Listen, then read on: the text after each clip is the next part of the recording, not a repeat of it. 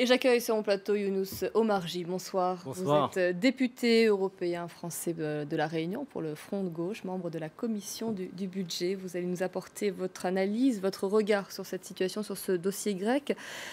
Comment sommes-nous arrivés là, selon vous? Il faut voir que Alexis Tsipras hérite d'une situation absolument catastrophique qui résulte de deux éléments. D'abord, les politiques qui ont été conduites par les différents gouvernements grecs. Et puis, les politiques d'austérité mises en œuvre au niveau de l'Union européenne et le fait qu'on a fait un sort à la Grèce absolument incroyable.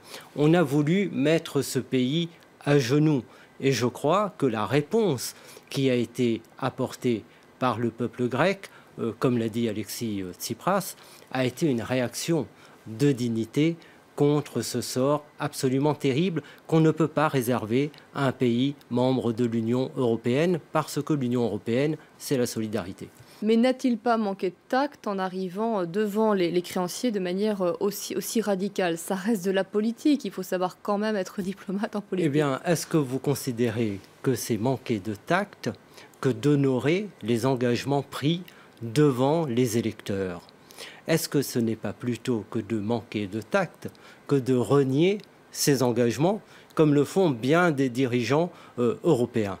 L'honneur de Alexis Tsipras, même si c'est particulièrement difficile, et on le voit bien, c'est d'honorer le mandat qui lui a été donné lors des élections d'abord, et puis après le référendum. Mais les électeurs avaient aussi donné leur mandat pour les précédents gouvernements qui ont pris ces décisions-là. Donc c'est un choix aussi de facto des électeurs. Oui, mais ce n'est pas tout à fait juste, puisque vous savez qu'avec la Troïka, cette funeste Troïka renommée aujourd'hui, il y a eu des processus de colonisation rampante de la Grèce, où les décisions n'étaient plus prises en Grèce, mais par des financiers.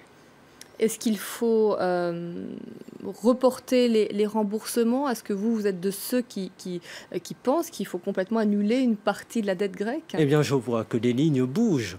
Vous avez vu que Christine Lagarde, très récemment, dit qu'il faut restructurer la dette.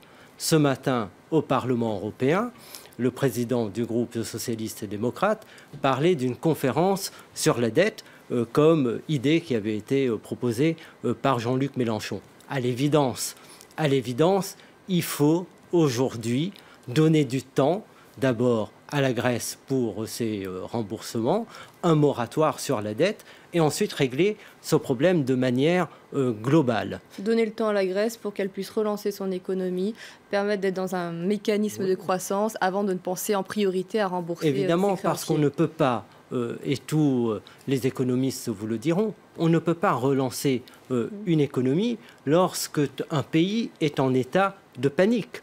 Or, on a créé une situation de panique généralisée en Grèce. Il faut voir que les politiques d'austérité ont eu pour résultat une chute vertigineuse du PIB, qui était autour de 220 milliards en 2011 et à près de 180 milliards en 2015.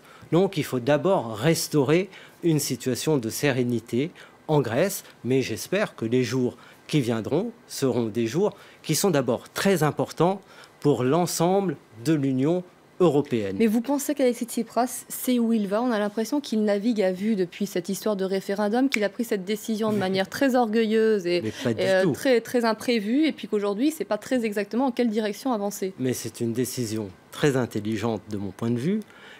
C'est un maître tacticien, et on voit bien d'ailleurs que nous irons, je l'espère, vers un accord, parce que les lignes bougent de tous les côtés.